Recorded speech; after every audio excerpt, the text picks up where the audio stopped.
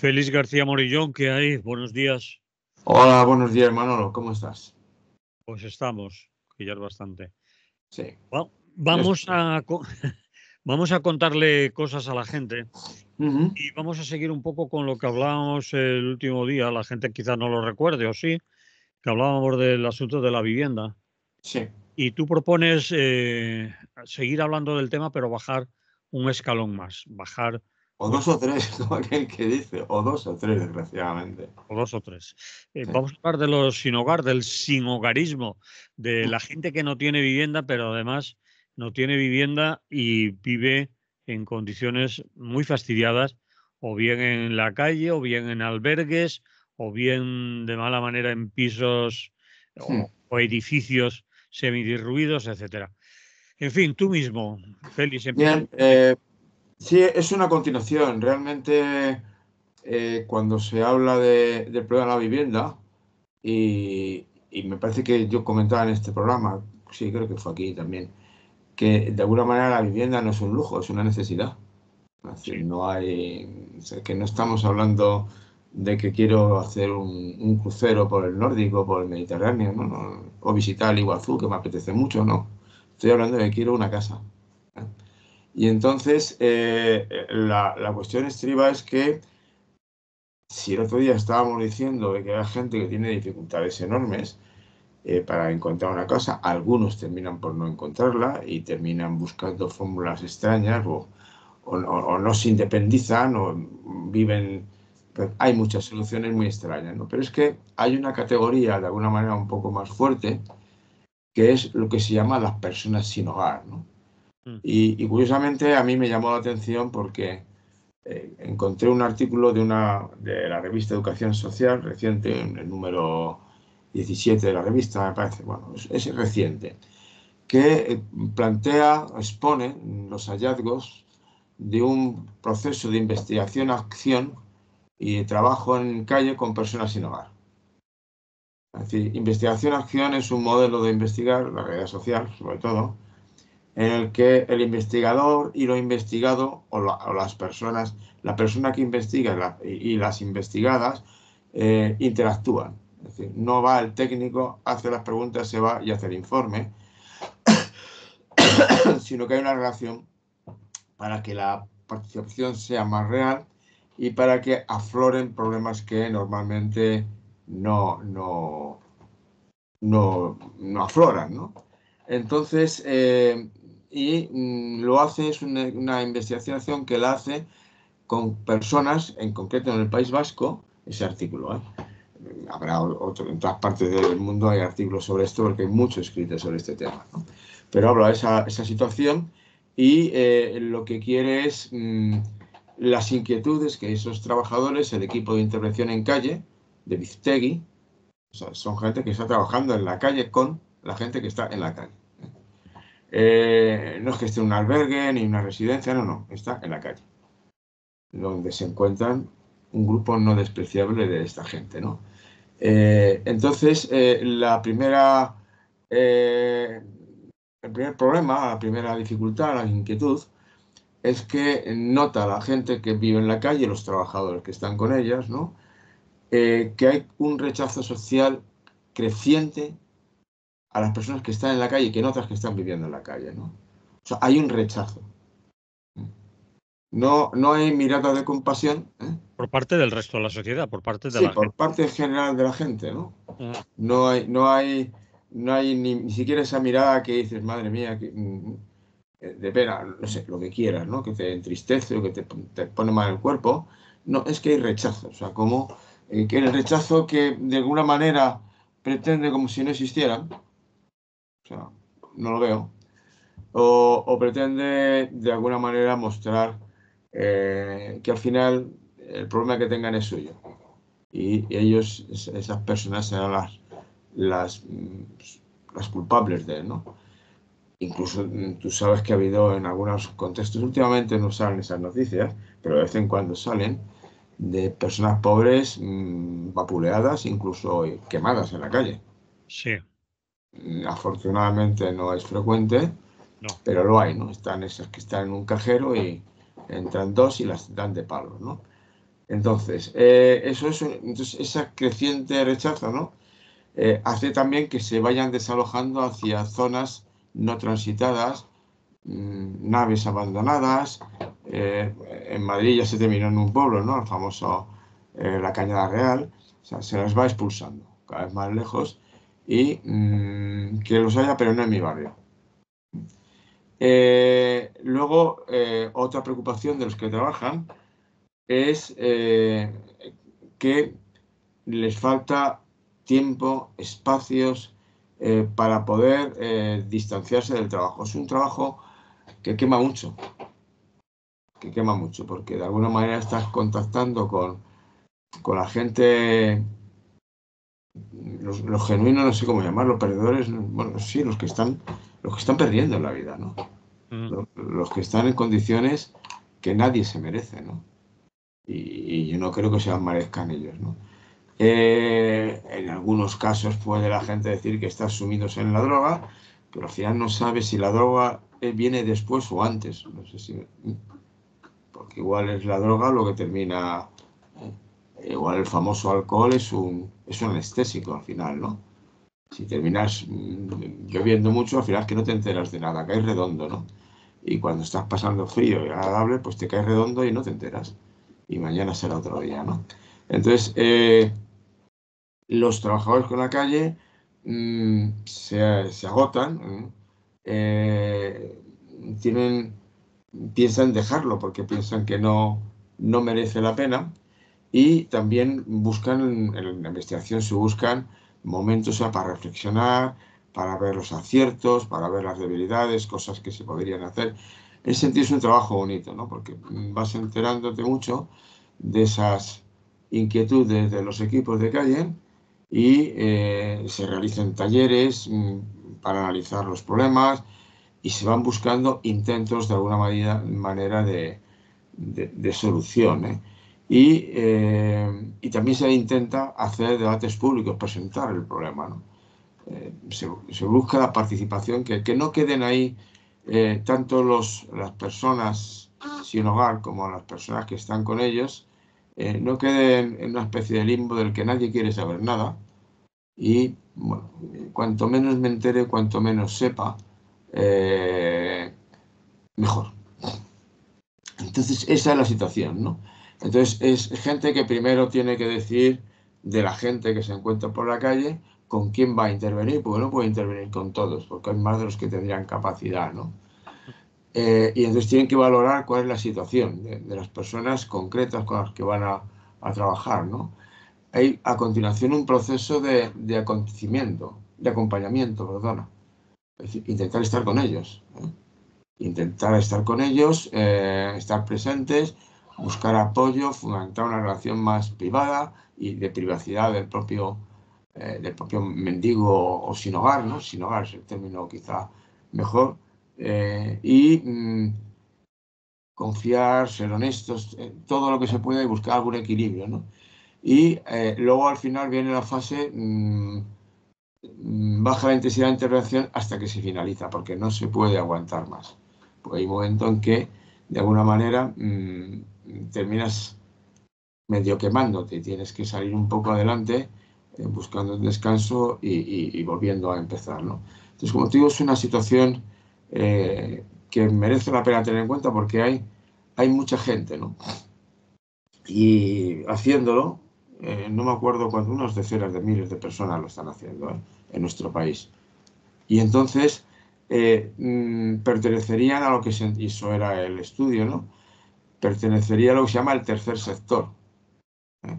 Está el sector que sería de todas aquellas empresas que no buscan ni beneficio ni venta, no. Es el tercer sector, es un sector de la economía que suele estar vinculado a la economía solidaria, a la economía cooperativa, a otra cosa, ¿no? Lo que está lleno de, claro, son, pues eso, Cáritas, Manos Unidas, cualquier tipo de asociación. Dentro de la iglesia obviamente hay muchas, pero hay en otros contextos también hay mucha gente que está haciendo Cruz cosas. Roja también, creo. Cruz Roja lo que pasa es que es paraestatal, ¿eh? Sí. Normalmente Cruz Roja tiene una vinculación directa, creo yo recordar, ¿eh? no sé si han cambiado su estatuto, pero no pertenecería exactamente, sería casi paraestatal. Pero son, ya digo, son gente que trabaja con gente sin casa, los homeless. Hay asociaciones dedicadas. Yo tenía un grupo de amigos que tenían un grupo de gente no tan organizados, porque el tercer sector suele ser gente que busca financiación para montar las cuestiones. Busca una financiación que puede ser la Caixa, por ejemplo, o puede ser planes del Estado. Buscan la financiación y tienen mecanismos para funcionar como una empresa, pero es lo que se llama el tercer sector. Que es, yo digo, muy interesante. Una vez con mi hijo estuvimos trabajando en un programa para la revisión del trabajo que se hace desde dentro del tercer sector. Nos quedamos con una sensación agridulce porque yo creo que al final hicimos un trabajo decente, pero creo que no nos hicieron maldito el caso. O sea, que estaban justificando algo, pero que no veo yo que aquello se tradujera luego en nada. Pero bueno, eso es el tercer sector y es donde hay mucha gente. ¿eh? Y como te digo, hay gente que crea, incluso hay gente que crea residencias para personas en estas condiciones y lo que busca es algunos millonarios que tengan ganas de compartir su dinero, bien sea para lavar su conciencia, que me es igual, ¿no? O bien sea porque cree que realmente es un dinero que ellos han recibido y que de alguna manera es un dinero que tiene que llegar a las manos de la gente que lo necesita, ¿no? Porque al final, de alguna manera, de algún sitio sale, ¿no? Ese dinero. Entonces, esa es la parte, como te digo, que a mí me parece muy sugerente. Entonces,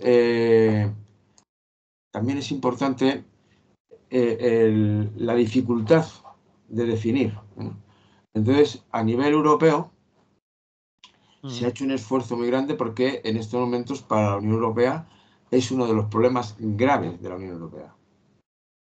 O sea, la Unión Europea está intentando diseñar un plan serio de afrontamiento de la cuestión de las personas sin casa, porque claro, se han encontrado que hay, pues creo que son, pero muchos millones, decenas de miles de personas, de luego, de gente que está en la calle, vamos, que está absolutamente en la calle.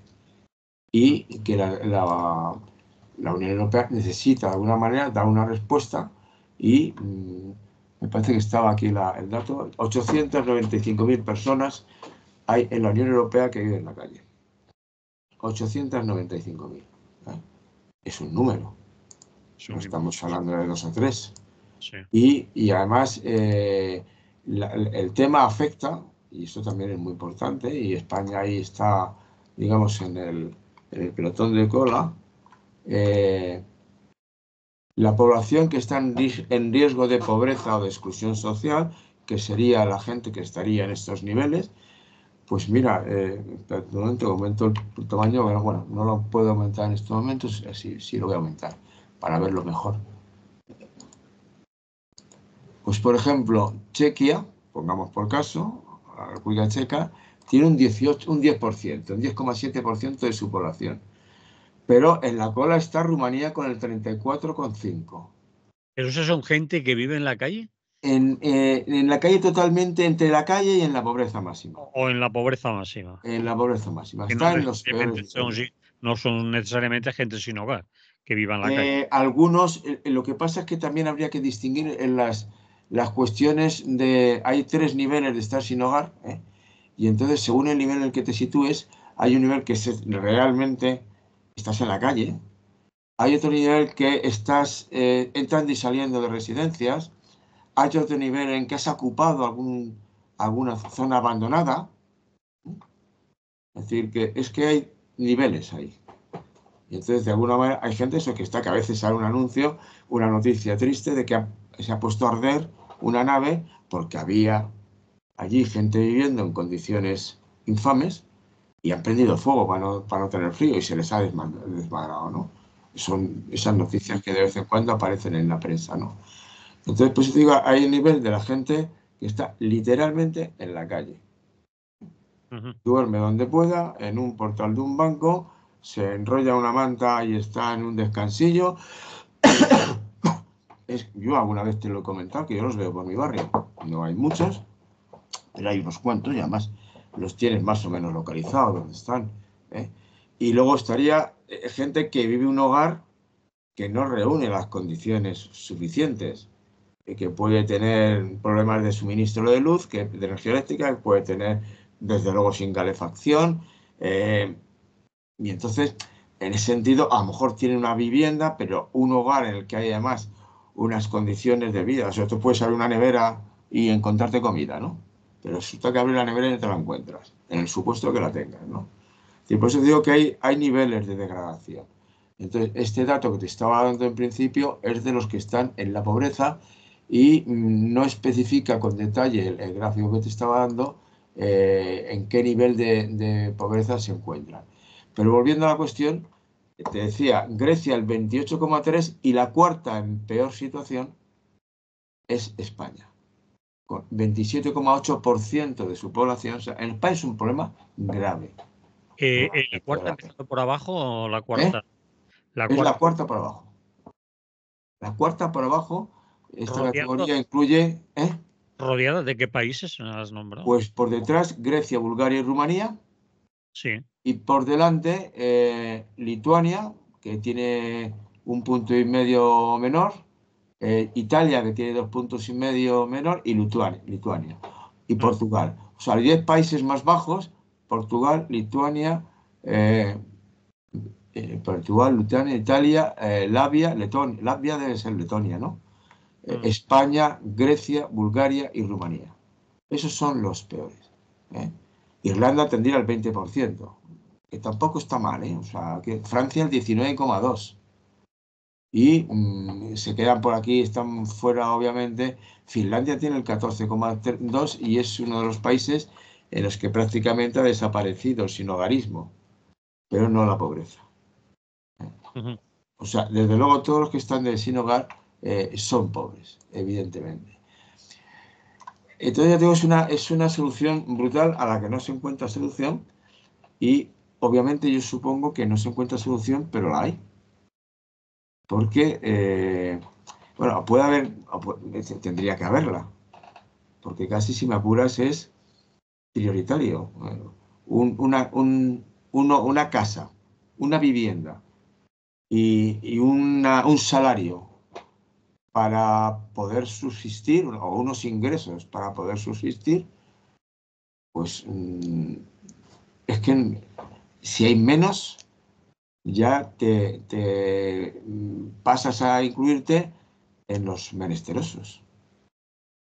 Y eso es un estigma, aparte de lo insoportable que debe ser sufrirlo, ¿no? Y eso luego entiendes aquella famosa ley de vagos y maleantes, ¿no? Y entiendes que a veces puede haber una racia de limpiar la calle de gente impresentable, ¿no? Porque molestan, al final, estéticamente molesta o hay que esconderlos. Y esa es la situación. Y a mí sí me parece, claro, es una de las cuestiones más graves, a la que no se dedica suficiente atención, por más que haya planes del gobierno español y planes de toda esta gente, pero al final, por las narices que sea, eh, no se consigue. Donde se consiguió avanzar bastante, en concreto, por ejemplo, es en Finlandia, porque hicieron una campaña muy potente y muy interesante. Es decir, que para las personas que viven sin hogar, lo más urgente es, primero, darles un hogar. Todo el mundo necesita, para empezar, no para terminar.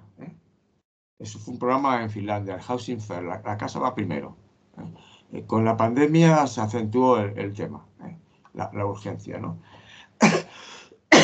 Y lo que requiere es que el gobierno, aquí estamos, el nuestro tiene problemas incluso para abordar esta cuestión, que el gobierno ponga a disposición todos los medios apropiados, que tengan con todos los medios necesarios una oferta suficiente de casas sociales, verdaderamente asequibles como columna vertebral.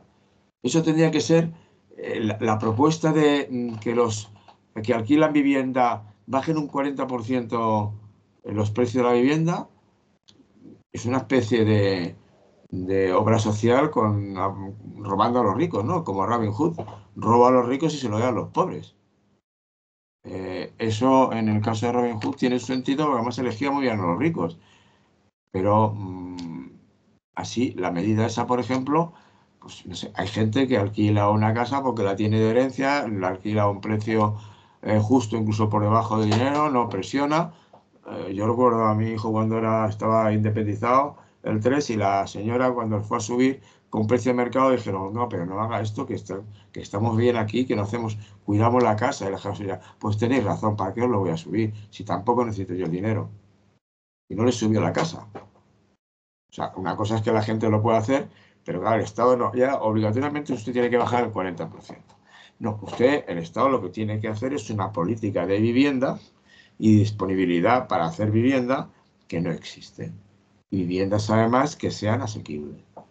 Y si no tiene usted viviendas asequibles, usted en el peor de los casos tendría que hacer, yo qué sé, albergues de acogida. Pero albergues de acogida que se parezcan bastante a una vivienda. Es decir, en el que la persona acogida cuenta con una serie de servicios para atenderla, de elementales, y cuenta con una parte que es suya, que tiene llave, que la siente y la vive como propia. ¿Eh? Y que se siente, no digo, como en casa de alguna manera, donde puede tener algo ahí. O sea, algo que sea una referencia. Y no la situación de algunos albergues de acogida a los que se resisten como mucho a ir porque lo ven más como un sitio de vigilancia, de cárcel, de coacción, que como un sitio de protección y de bienestar, ¿no? Entonces, bueno, la acción en Europa, te digo, las 30 organizaciones de 20 países, acción global para las personas sin hogar, una serie de planes, ¿no? Y se buscaron esquinas, refugios, campamentos, estaciones, y todo eso que estaba comentando, que es un proceso para hacerlo. Y más o menos logras avanzar, ¿no? En otros sitios como Estados Unidos, en California, por ejemplo, California solo, eh, está en unas condiciones brutales. 280.000 personas, solo California, 280.000 personas que están por la calle. Ajá, Y además muchas de ellas llenas de fentanilo, ¿no? sí. Es un desastre. Entonces, como te digo, a mí me parece que es uno de los temas que debe ser tenido en cuenta, ¿no? Y en España, por ejemplo, el número de los usuarios de centros asistenciales, por ejemplo, por tanto, centros de gente sin hogar, ha crecido, ¿no? Ha crecido y ha pasado a 28.000, de 2005 que había 21.000, en 2022 hay ya 28.000 ¿eh? De personas sin hogar, sin alojamiento propio, eh, que abandonan el alojamiento que tenían antes de verse sin hogar por comunidad autónoma, de educación en el centro, es decir, personas que se quedan sin hogar por una asintomatología, las causas que llevan a eso son muy variadas. No encuentran en un sitio pernoctan, en otro sitio tienen que un lugar donde se sienten más como reconocible. Es decir, hay muchas causas que inducen a estas situaciones. Y al final y hay muchos países en los que no hay datos, o sea, por más que se buscan, no hay datos. Y es un problema mundial, evidentemente, absolutamente mundial. ¿Eh? Eh, de las 28.552 personas sin hogar, el Instituto Nacional de Estadística solo pernoctan en espacios públicos o en alojamientos de fortuna, por ejemplo, canjeros, porteros, coches, y estás hablando de 7.200 personas, ¿no? Hay otros que están en centros de estancia temporal de inmigrantes. Está creciendo el porcentaje de mujeres sin hogar, la proporción. Ha pasado del 19,7% al 23,3%. Hay más hombres que mujeres de todas maneras por la calle, pero el número de mujeres está creciendo, ¿no? Entonces, digo, es un problema muy grave y por eso me gusta llamar la atención sobre él. Y bueno, ¿qué podemos hacer los que estamos aquí? Pues de entrada enterarte de las cuestiones, ¿no? Leer un poquitín para saber de qué va y que te pase un cierto escalofrío por la espalda. Lo segundo, obviamente, intentar, bueno, es un trabajo, como he dicho antes, previamente. El otro día pasaba yo y había una chica que se había parado, o sea, a sentarse a hablar con una de ellas. Supongo que se quedaría un rato con ella hablando, pues, para que sienta que de repente alguien habla con ella, ¿no? Además, estas no hablan con nadie, ¿no? Luego no sé si haría más cosas o menos cosas. Pero lo que decía al principio, la gente que se dedica un poco profesionalmente a ello, es un trabajo brutalmente duro. Entonces tienes que ir muy preparado y, bueno, pues, también puedes financiar, apoyar económicamente a las empresas del tercer sector, a esas que están haciendo, igual que una que son Save the Children o es Ecologistas en Acción, son todos el tercer sector.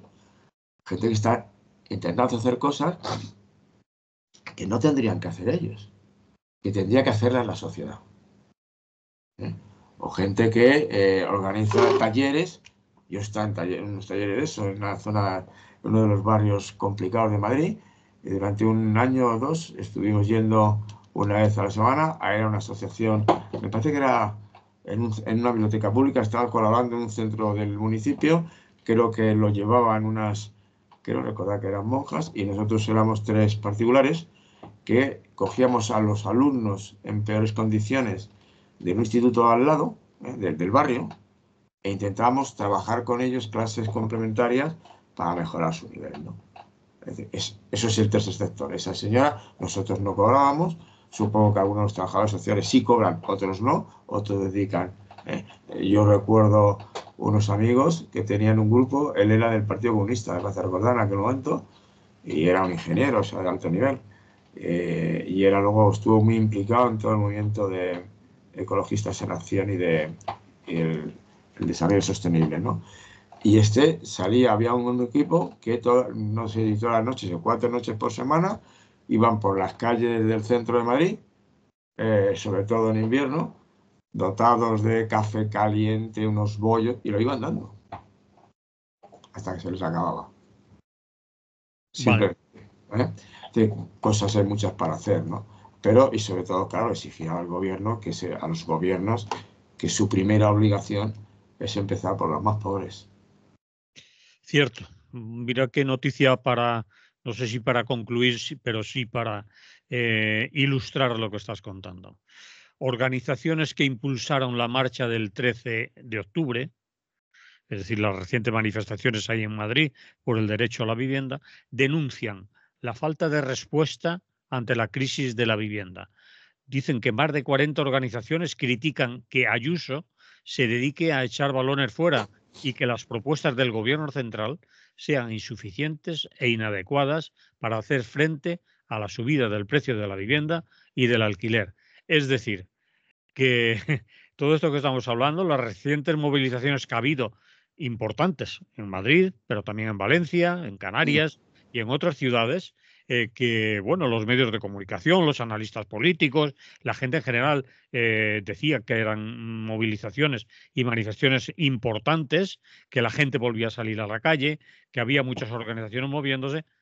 El ninguneo no solo del gobierno, en este caso hablan de Madrid, de Ayuso, sino del gobierno central y también de los ayuntamientos, Ujú. que o si hubiera llovido, que no les importa un bledo, que la gente se movilice, denuncie cómo está el problema de la vivienda, no solo los que se manifiestan, sino, Ya, pero eso hay que seguir presionando. sí, es decir, que pasan de todo, pasan de todo. Sí, pasan de todo. Ya te comentaba el otro día, esos pobres nunca votan.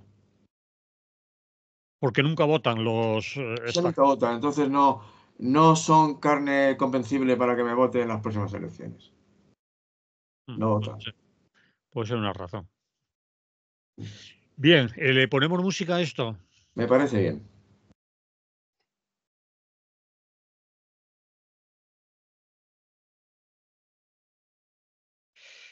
Continuamos en Radio Clara, continuamos en Es lo que hay. Estamos hablando con el compañero Félix García Morillón y vamos a seguir hablando y vamos a tratar un tema que es el de Rejón, pero quizás no vayamos a hablar de la misma manera o Félix no nos vaya a reflexionar y a contar su punto de vista de la misma manera que estamos oyendo en los medios de comunicación, que tienen más interés para ellos las implicaciones políticas, Ya. si sumar para aquí, si Podemos por allá, si Izquierda Unida dice, etcétera, etcétera.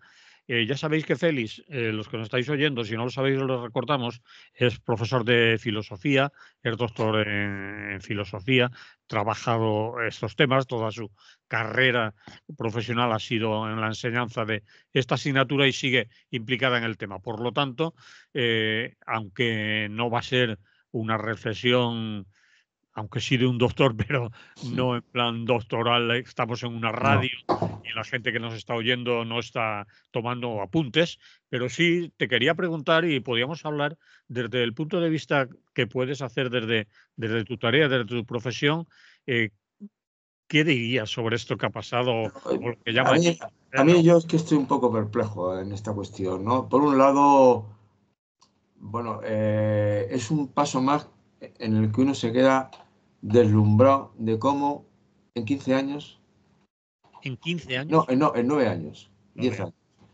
el capital del 2015 se ha arruinado. El del No 15M, queda, quieres decir. Quieres claro, decir, del mayo, el 15 de mayo. del 15M, sí. O sea, fue el 2015, ¿no? Fue en el 2011, creo. O en 2011. En Creo, 15 a ver años. si Sí, nos estamos equivocados. Pero en fin, es igual, pero que es igual, que ese capital ya han llegado a un nivel realmente sorprendente. Ya se han encargado de despedazarse entre ellos y convertirse de un bloque que saca 50 y tantos, ¿no te acuerdas? 50 y tantos fueron, ¿no? 50, 48, o sea, un bloque del Congreso de Diputados muy importante. llegaron a tener 5 millones de votos. Claro, de pronto nos encontramos que se van a quedar en cuatro y mal avenidos, y mal avenidos. Eso es la primera observación. Y en concreto, y luego, claro, ya te quedas un poco perplejo. Yo en esto, cuando tú has citado mi situación, a mí me interesa mucho, mucho dentro de la filosofía, la ética, la filosofía moral, los problemas morales, ¿eh? Sí. La diferencia entre el bien y el mal, ¿eh?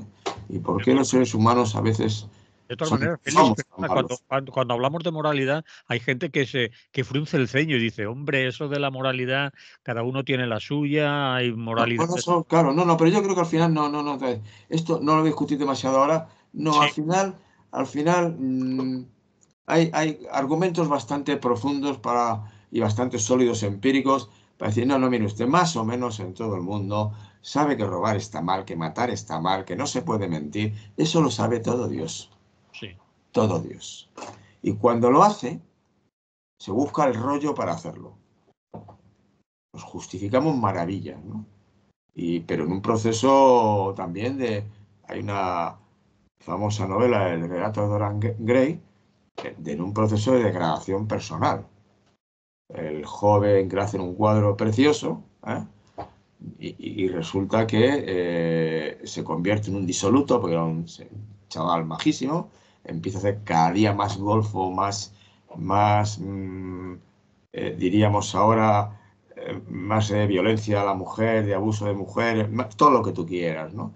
Y entonces, un cuadro en el que le habían hecho precioso, él nota que el cuadro va perdiendo belleza y lo esconde en el sótano. Y entonces, conforme su maldad progresa, el cuadro va degradando la figura del joven, Mm. hasta convertirlo en un monstruo demoníaco, ¿no? Yo creo que sí, que la gente sí que hay moral, ¿eh? Y sabemos que nadie ocupa sangre para que otros vivan mejor, ¿no? Eso no lo duda nadie. O sea, sí que hay moral universal. Y luego lo que son ciertas costumbres varían mucho, evidentemente. Varían mucho y no vamos a meternos, ¿no? Pero te digo, robar está mal. Ujú. Incluso cuando robas, el que roba a un ladrón tiene 100 años de perdón, que el refrán está muy bien, pero eso vale con el caso de Robin Hood y no es el sistema genuino para solucionar problemas, ¿no? Pero es igual. Pero lo que vamos aquí ahora en estos momentos, me interesa el problema moral, cómo qué rápidamente han perdido un principio básico, claro, de cierta izquierda, del anarquista sobre todo, pero debería ser de todos, de que no se va a tomar el poder, sino a usar el poder a favor de los que no lo tienen. No sé si me explico claro. Te explicas, pero explícate más todavía. Bueno, porque uno se ofrece, yo me presento para ser candidato en el Congreso de Diputados, voy a hacer un trabajo allí, me dan un salario, como dijeron, no, mire usted, yo no quiero este pedazo de salario, yo si quiere 2 o 3 veces más el salario medio, para tener un reconocimiento y porque tengo otros gastos que no voy a tener, y el resto lo dono, decían, lo dono al partido, no sé si lo siguen donando al partido, por cierto, si lo tienen alguna vez, ¿no? Estoy 4 años, quizás repito otros 4 y me voy. No sé. Yo voy a hacer un servicio. Voy a hacer un trabajo para la comunidad. Entonces, nada más alejado de un trabajo a la comunidad que buscar un puesto de trabajo a costa de la comunidad. ¿Me explico? Porque entonces llego al poder y resulta que al final todos una serie de cargos intermedios de la administración que no tienen, que pueden ser nombrados un poco a dedo, los nombro a dedo. Y tengo ya metido a 12 amigos. Y esto ha ocurrido, ¿eh? Ha ocurrido con la izquierda, de lo que yo conozco en Madrid, ¿eh? No sé en Valencia, ¿eh? Pero es que luego, además, si yo he decidido que estoy en un sitio para resolver en debate compartido, tomar decisiones y pues tendré que hacerlo, ¿no? Y no me dedicaré a lo que se nota, que son luchas internas para acabar con unos o con otros. Y al final tenemos reinos de taifas. Sumar, Podemos, Más País, yo qué sé. Al final tenemos, yo qué sé. Y desunidos además, ¿no? Entonces todo eso, como te quiero decir, me parece que se ha desperdiciado algo muy importante que es el ser personajes ejemplares. Lo que da el ejemplo de un servidor público es lo que exactamente dice la palabra. Está al servicio del público. Y yo he llegado allí no para hacer carrera, sino para ayudar a los que me han ayudado a venir aquí y también a los que no me han ayudado, es decir, a la población en general. Entonces, esa es la primera parte que a mí me ha parecido que sus niveles de exigencia moral se han relajado un tantito. Entonces, es la primera cuestión que a mí me preocupa. La segunda cuestión que me ha preocupado en este tema concreto, y sigo con reflexiones morales, es, Dios mío, y te conviertes no solo en un machirulo, sino un maltratador de mujeres. No son los que reproduzcas cierto protagonismo máximo, los protagonistas son los hombres, no las mujeres. No, no solamente es eso, sino que bueno, caes en algo tan burdo, bueno, tan burdo, tan impresentable, como maltrato de mujeres, ¿no? Y abuso de mujeres. Parece que hay una denuncia, cuando menos. Sí. Y otra más. Y lo que narra la denuncia, pues es una cosa que dices, pero Dios mío, y esto, y claro, al mismo tiempo dices, ¿y no lo sabía nadie? ¿No lo sabía nadie? Ellas y ellos dicen que no, que me acabo Ya, de enterar. pero es que hay cosas que quieres que te diga, que no, yo no lo sé, yo tengo mis dudas profundas, ¿eh? O sea, si no se dieron cuenta, estarían mirando para otro lado o al final han perdido la sensibilidad para darse cuenta. Porque vamos, yo la gente que tengo como amistad me basta estar hablando, con conocimiento, no amistad, hablando con ellos algún rato, ¿eh? Y en conversaciones y te das cuenta que algunos, su sensibilidad de respeto a las mujeres es escasa, ¿no? Y sin embargo, otros sí la tienen. Entonces, ya empiezas a decir, no, no entiendo que haya pasado desapercibido. Pero, y luego lo que viene a continuación es, el otro día, antes de ayer me parece que fue. No sé, me quedé viendo La Sexta, en concreto. Me quedé alucinado. Que puedan dar 2 horas de programa bazofia tras bazofia.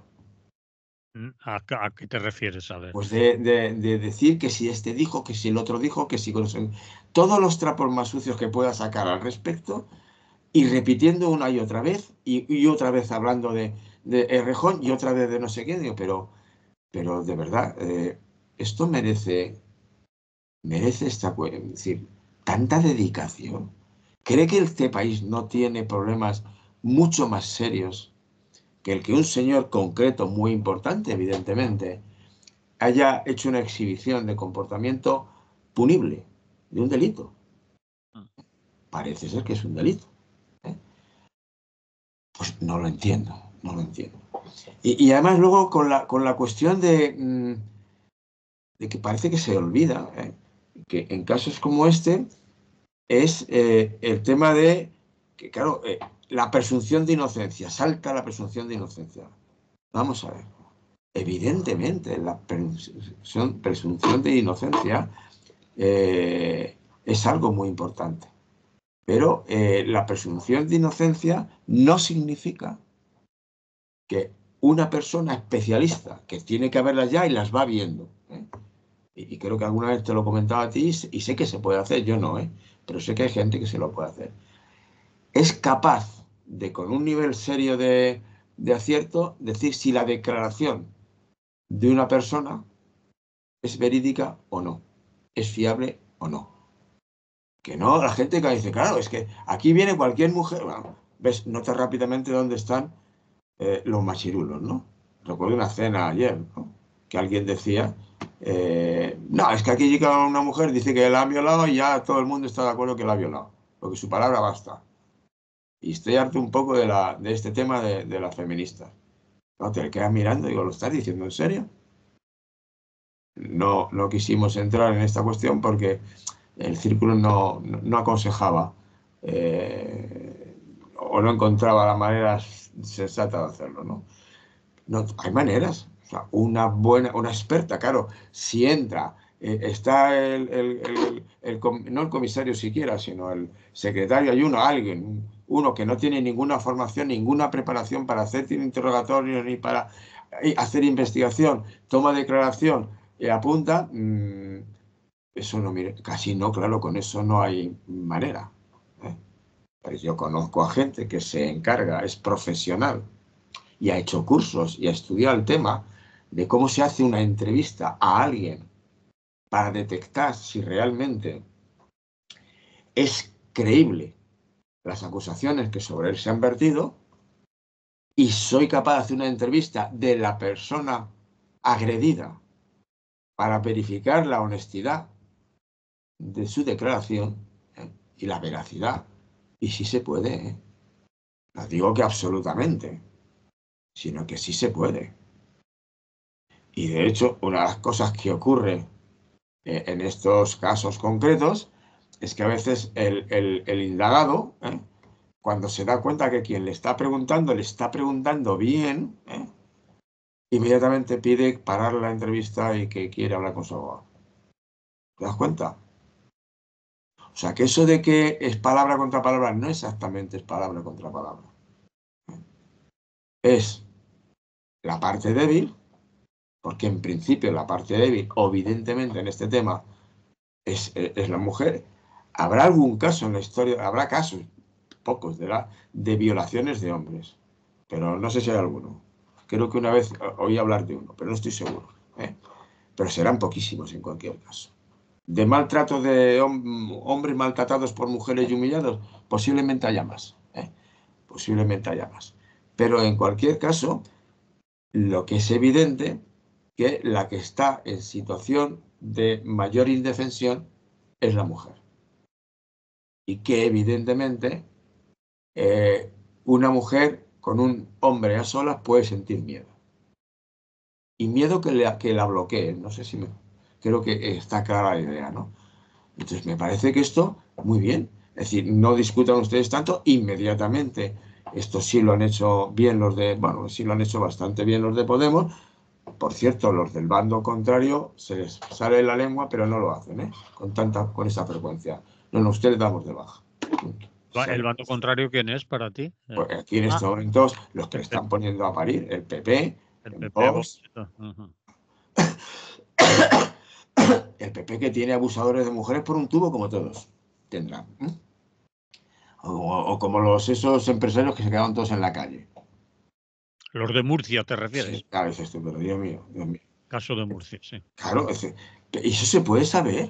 Y aquí por lo menos al actuar bien, decir, no, mire, usted se ha fuera. Este señor deja el cargo. Nosotros, es un poco ridículo, vamos a ver en qué hemos fallado. Bueno, me parece bien, a lo mejor habéis fallado algo, o no, simplemente se lo ha metido colada. Así que, pero parece ser, según va sabiendo más cosas, parece que sí que había algunas señales preocupantes, ¿no? Pero lo que pasa es que la sexta yo no la suelo ver, ¿no?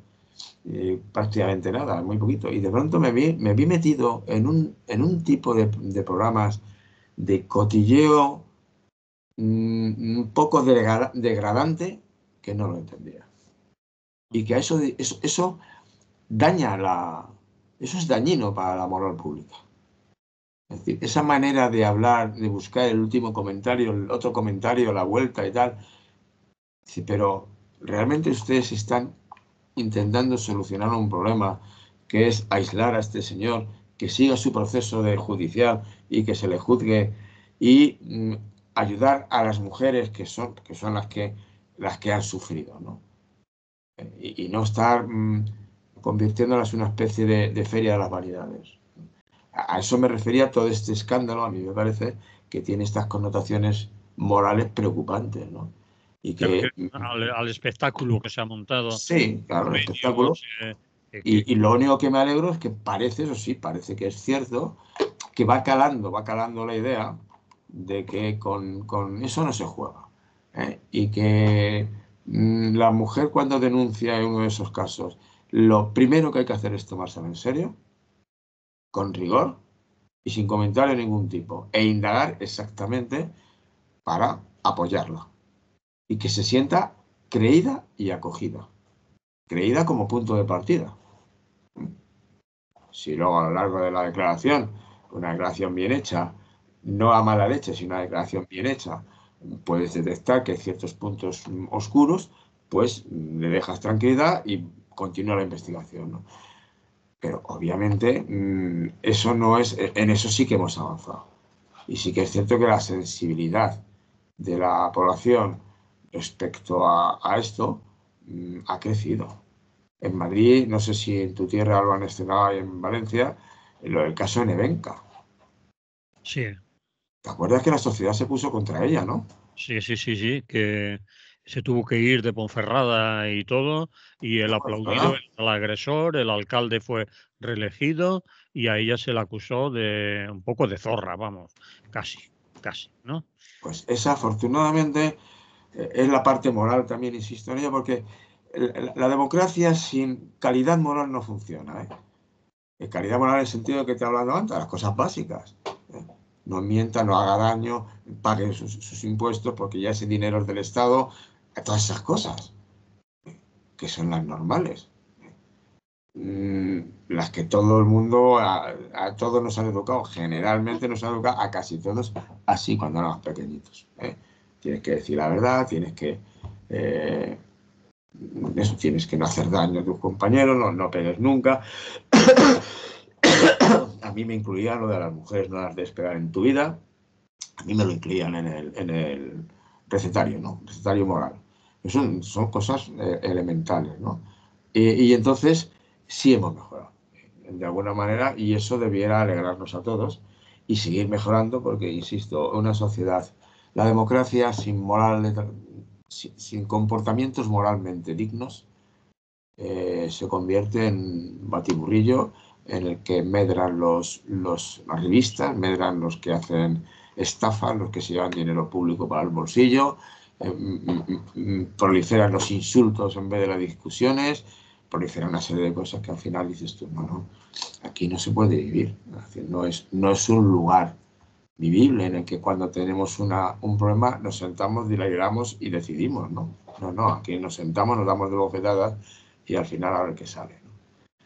Entonces, en este caso, a ver si seguimos mejorando en lo del reconocimiento del maltrato a las mujeres, que es lo que está aquí en cuestión, y, y que bueno, y que luego la gente deje de insultar y hacer una especie de espectáculo público con declaraciones que al final provocan que el mejor tenga que salir disfrazado a la calle en estos momentos, posiblemente. ¿Eh? Y esperemos efectivamente a que un juicio bien hecho dictamine si ha sido culpable y por lo tanto que cumpla la pena que le toque, que son 2 o 3 añitos, creo, 3, no sé, depende de lo que haya hecho. Bueno, eso vamos a tener que esperar a ver Fua, mucho. cómo queda la denuncia, el juez, si es delito, si no, si se queda todo solo en Ya. abusos y no llega a ser delito, porque hay algunos que se dedican a esto de la abogacía, que son juristas, Sí, claro.